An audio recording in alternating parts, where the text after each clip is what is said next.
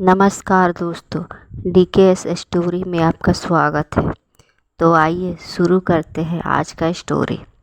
ओह, बातों बातों में 11 बज गए। मैं नहाकर आती हूँ, अभी दीपा का फ़ोन आ जाएगा। मैं हबड़ाती हुई बाथरूम की ओर भागी। माँ के संग 9 बजे नाश्ता करने बैठी थी, पर नाश्ते से ज़्यादा हम माँ बेटी ने बातों से पेट भरा था। माँ पापा इस बार लंबे समय बाद आए थे। पापा तो हमेशा की तरह आते ही कैंपस घूमने, किताबें पढ़ने और टीवी देखने में व्यस्त हो गए थे। कहीं भी चले जाओ, उन्हें हमेशा से अपनी यही दिनचर्या पसंद रही है। पर इससे हम माँ बेटी को शॉपिंग करने और गप्पे लगाने के लिए पर्याप्त समय मिल जाता है।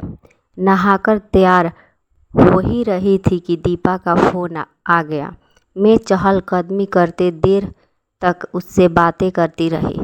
माँ का ऊँघते देखा तो मैं जल्दी जल्दी बात ख़त्म करके उनके पास लौट आई।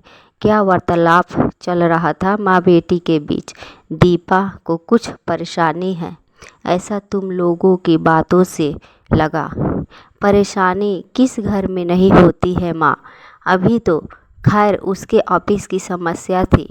अपने ईर्ष्यालु सहकर्मियों से परेशान है वह। काम कर पड़ने पर मदद भी दीपा से लेंगे और पीठ पीछे उसके खिलाफ बॉस के कान भी भरेंगे। मैंने तो सुना था कि कंपनी चेंज कर ले, पर फिलहाल ऐसा हो नहीं पा रहा है। फिर क्या। समझा रही थी कि ऐसा तो हर जगह चलता है। हमारे छोटे से स्कूल में भी यही हाल है। टीचर ज़रूरी काम का बहाना बनाकर अपनी कक्षाएं मुझे सौंप जाती है और वैसे प्रिंसिपल को मेरे खिलाफ भड़काती रहती है। मैंने तो उसे समझाया है कि अपने काम से काम रख, किसी के कहने सुनने की ज़्यादा परवाह न करे। सच्चाई सामने आती ही है। सही है। वैसे ससुराल में सब ठीक चल रहा है उसके। अब नई नई शादी में थोड़ा बहुत एडजस्टमेंट तो सभी को करना पड़ता ही है माँ। शर्ट में यहाँ वहाँ बैठकर कुछ भी टूंगते रहना वहाँ कैसे संभव है। मैंने उसे बताया, हमें तो शुरू में साड़ी पहनकर सिर ढककर रहना होता था। अरे हमें तो हाथ भर का घूंघट काढ़कर चूल्हा चौका करना होता था। खैर गए वो ज़माने। अब यह सब कौन करता है और कौन करवाता है। हाँ, नहीं करता, पर थोड़ा बहुत लिहाज रख लेने में कोई हर्ज नहीं है। मान गई। हाँ, समझाने पर मान जाती है, यह उसमें बहुत अच्छी बात है माँ। अब एक आंगन में बोया पनपा पौधा उखाड़कर दूसरे आंगन में रोप दिया जाए तो एक बारगी तो मुरझाएगी ही। वहाँ के कारण के अनुकूल ढलकर फिर से पनपना मुश्किल हो ही जाता है। दामाद जी से तो सामंजस्य बैठ गया है ना। शुरू में तो उसमें भी दिक्कत आई थी। माँ बताती थी, हम दोनों के स्वभाव में ज़मीन आसमान का अंतर है। एक नॉर्थ पोल है तो दूसरा साउथ पोल है। आप में और पापा में तो कोई टकराहट होती ही नहीं है। हम तो बात बात पर लड़ते हैं। मैंने समझाया था, हमारी 30 वर्ष की गृहस्थी है, तुम्हें तो अभी 30 दिन हुए हैं। रही नॉर्थ पोल और साउथ पोल की बात, तो चुंबक के विपरीत ध्रुव की परंपरा एक दूसरे को आकर्षित करते हैं। समान ध्रुव तो परस्पर विकसित होते हैं। हमारे ज़माने में तो जिस खूंटे से बांध दिया जाता था वहीं गुजारा करना होता था, मन मिले चाहे ना मिले। माँ ने ठंडी सांस भरकर वार्तालाप को विराम लगा दिया था। जीवन के उतार चढ़ाव के साथ कालचक्र का पहिया इसी तरह सरका रहा। लंबी बीमारी के बाद पापा के निधन ने हम सभी को तोड़ दिया था। इसी बीच दीपा के पाँव भारी होने की खबर आई तो मन थोड़ा उत्साहित हो उठा।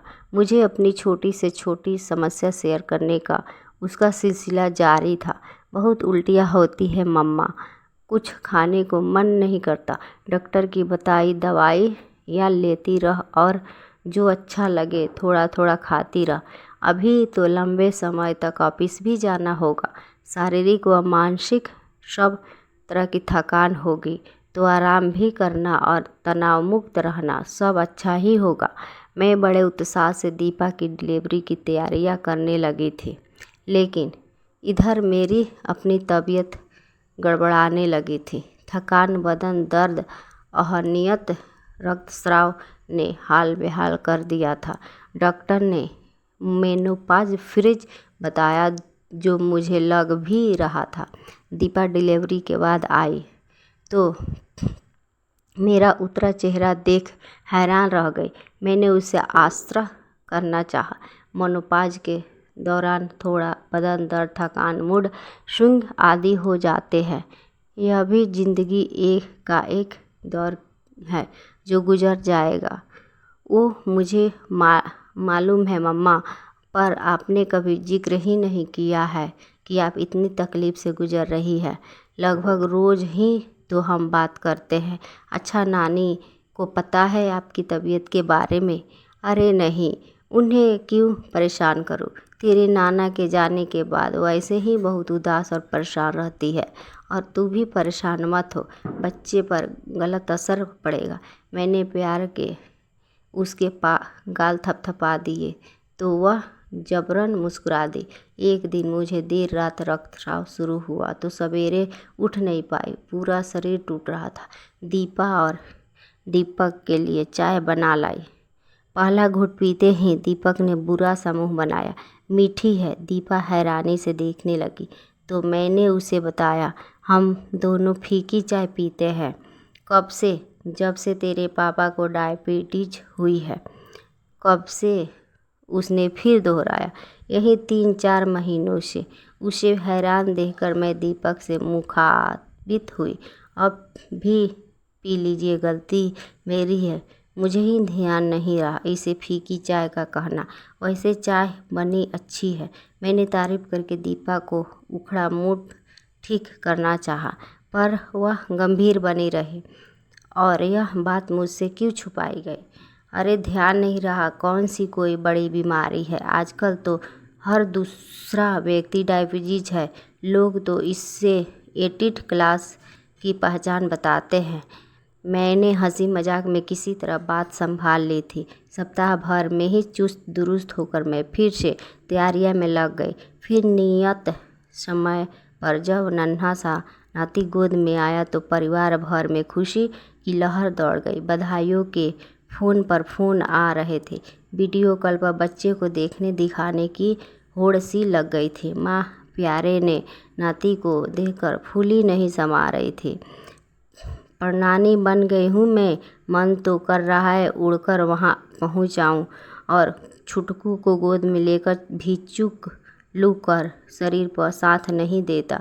मेरी ओर से सब मिठाई खा लेना। दीपा, तू तो अभी खा नहीं सकती। दामाद जी के मुंह में लड्डू रख रख कर हुई न बात।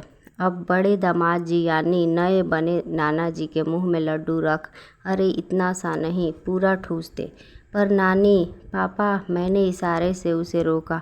बाद में दीपा ने पूछा, क्या नानी को नहीं पता कि पापा को डायबिटीज है?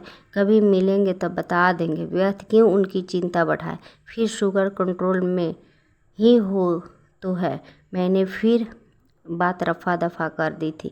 दीपा और नन्हे पार्थ को देख रेख में हम दोनों ही अपनी शारीरिक तकलीफ़ें, परेशानियां भूल गए थे। यहाँ तक कि दीपा 3 माह बाद में उसे ससुराल भी चली गई। फिर भी मैं अभी तक उसी की ज़िंदगी जी रही थी। हर थोड़ी थोड़ी देर में वीडियो कॉल मैसेज करती रहती। मालिश हो गई, पार्थ दूध पी रहा है बराबर, नैनी आ रही है, वैक्सीन लगवा लिया। सवेरे आँख खुलते ही दिमाग में पहली बात यही आती कि यदि नैनी नहीं आई होगी तो बेचारी कैसे संभालेगी बच्चे को। अभी तो खुद ही नीरी बच्ची है। दीपक ने समझाया था कि वहाँ है उसे ढेरों संभालने वाले। फिर मैटरनिटी लीव समाप्त होने पर उसे ऑफिस भी जाना पड़ेगा, तो अभी से आदत हो जाने दो। बात मेरे समझ में आ गई। मैंने फ़ोन मैसेज भेजने कम कर दिए, पर चिंता तो बनी रहती थी। पार्थ के बड़े होने के साथ साथ दीपा भी की व्यवस्था बढ़ी, तो मुझसे संवाद भी कमतर होता चला गया। उसकी व्यवस्था और जिम्मेदारी समझते हुए मैंने भी इसे सामान्य तौर पर ही लिया। इधर माँ की तबीयत नासाज रहने लगी, तो मेरा उनके पास जाना आना बढ़ गया। इन दिनों में मैं माँ के पास ही आई हुई थी। दुनिया जहान की बातें करती हम माँ बेटी की बातों में लगकर रोज़ ही पार्थ का जिक्र छिड़ जाता था। अब तो काफ़ी बड़ा हो गया है, फोटोज वीडियो खूब शरारतें करता नज़र आता है, माँ ने कहा। अब तो लंबे समय से मैं उसे मोबाइल पर ही देख रही हूँ। दीपा और दामाजी दोनों का ही ऑफिस वर्क बहुत बढ़ गया है, तो आने का हो ही नहीं पा रहा है। मैंने ठंडी निस्वार्थ भरी दिल छोटा मत कर नई टेक्नोलॉजी का लाभ उठा। चल वीडियो कॉल लगा उसे, आज तो संडे है, सब घर पर ही होंगे। फ़ोन पर उसकी खेलनियाँ देख लेते हैं, माँ ने कहा। मैंने तुरंत दीपा को वीडियो कॉल लगा दिया और वह मेरी माँ की कुशल क्षेत्र पूछ ही रही थी कि पास ही लेटा पार्थ भी मोबाइल में झांकने लगा। दीपा ने उसे गोद में उठाया तो मेरी नज़र उसके पैर पर पड़ी। अरे यह पार्थ के पैर में क्या हुआ? मिट्टी कैसे बंधी है? खेलते वक्त गिर गया था, मोच आ गई थी, तो डॉक्टर ने क्रैम्प बांध दिए।